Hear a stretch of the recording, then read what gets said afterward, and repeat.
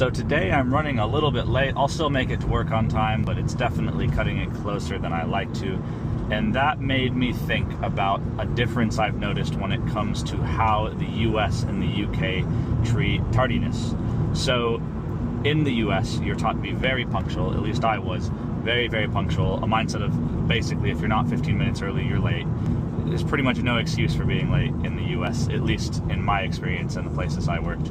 And yeah, you had to kind of always be on time, always be ready.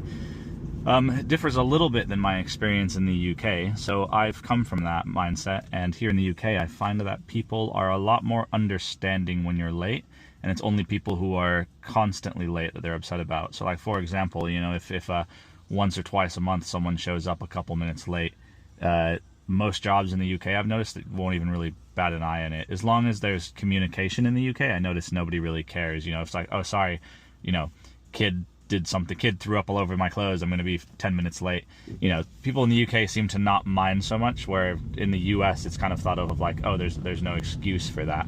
And I actually saw this play out in a video where they were interviewing workers in London, and some of these workers were American and some of them were British, and it was really interesting to see that when they asked the question of what do you think about someone being late for work, pretty much everyone who was British was like, you know, I can understand it, obviously, as long as it's not every day, you know, and as long as there's, you know, reason, like, yeah, it makes sense.